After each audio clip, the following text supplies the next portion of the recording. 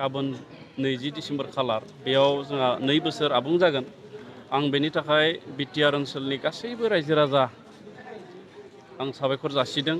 जोंनि मुंख्लं नखरनि साफ्रोमबो सोद्रोमा बिथांमोनखौ आंनि गोसो सिंनिफ्राय खुलुमहरदों आरो मुंख्लं सोद्रोमा बिथांमोनखौबो आङो सिबिहरदों। बड'फा उपेन्द्रनाथ ब्रह्म आं बिथांखौबो खुलुमहरदों आरो बिथांनि जि आदर्श बिथांनि जि नीति बे नीतिखौ लानानै जोङो सरकार सालायदों। जुदिअ' BTR सरकाराव दिनै UPPL BJP आरो GSP दङ, थेवब्लाबो जोङो बड'फानि जि आइडिअल'जि आरो प्रिन्सिपाल एबा सानस्रि आरो सान्थौ बे सानस्रि आरो सान्थौखौ लानानै जोङो खामानि मावदों। दा बे 2 बोसोर आबुं जानायाव जोङो सरकारनिफ्राय बा BTR सरकारनिफ्राय जेसेबांखिनि मावनो जोङो नाजानाय जादों बेखौ जोङो बे मेलनि गेजेरजों रायजो राजानो जोङो फोरमायना होदों। जोंनि सोलोंथाइ बिफाना, आबाद बिफान, दै जगाय बिफान, गेलेमु बिफान, हारिमु बिफान, थिग बिदिनो जोंनो BTRनो मोन 46 BTC सुक्तिनि गेजेरजों होनाय डिपार्टमेन्ट आरो दा मोन 8 जोंहा बिफाना दासिम आबुं जाथ'वाखै। थेवब्लाबो बे मोन 46 डिपार्टमेन्टनि गासैबो हाबाफारि मावनायखौ जोङो रायजो राजानो फोरमायना होनाय जादों आरो बिफानारि मावख'गिरि बिथांमोनखौ फैबाय थानाय समाव मा खामानि मावगोन गावबा गाव बिफानाव बेखौबो बिथांमोननो एक्सन प्लान बानायनो थाखाय जोङो बिथोन होनाय जादों आरो बेखौ नायनानै जोङो फैबाय थानाय समाव खामानि मावलांगोन।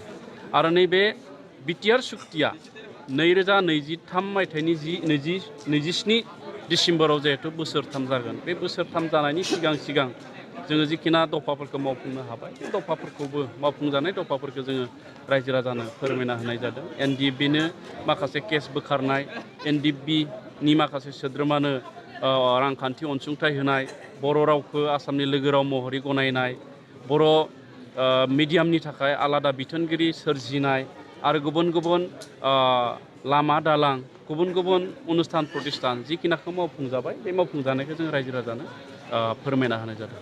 गोबां दासिमबो माने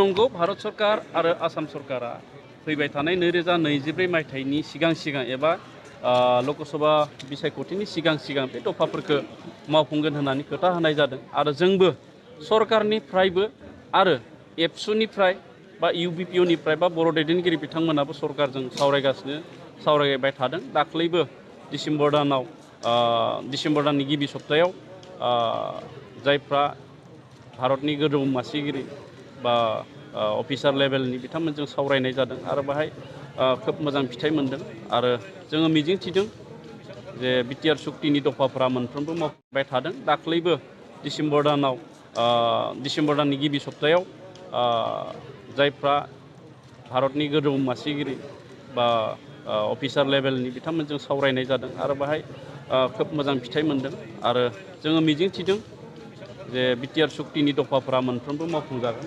आरो जोंबो सरकारनिफ्राय जेसेबां हायो नारसिननो थाखाय जोङो थियारि जानानै दं। आচ্ছা, बे समाव जों नुनो मोनो जिहेतु लेन्ड मेला नोंथांमोननि सरकारनिफ्राय फोसावनाय, दा बेयाव माखासे बर'फोरनि हाया थौजियावसो जानानै दं, बिसोरथ' बानायनाय नंगौ, लेन्ड मेलायाव जोङो 20 हाखौ नामजारि खालामनाय बा पट्टा होनाय बेखौ जोङो सोसनखायाखै। मानो होनना बुङोब्ला 20 हाखौ खाजोना लानायखौ 2020 मायथाइनिफ्राय जोंनि BTR बन्द' खालामना दोननाय जादों आरो बेखौ BTR सरकारा नङा, आसाम सरकारानो आसाम नाङै बे 20 हाखौ खाजोना लानायखौ 2019 मायथाइयाव बन्द' खालामदों। दा बिनि समयसाखौ जोङो आलादायै सुस्रांनो थाखाय जोङो राहा लागोन आरो जोंहा आसामाव जिहेतु मिशन बसुन्धरा होननाय मोनसे लेन्डनि मोनसे एप्स फैगासिनो दङ, जोंबो BTRआव मिशन बैसोमुथि बेखौ जोङो फोसावनानै जोंनि हा हुनि जेसेबांखिनि जेंना दङ बेखिनिखौ जोङो फोजोबनो थाखाय नाजानाय जादों।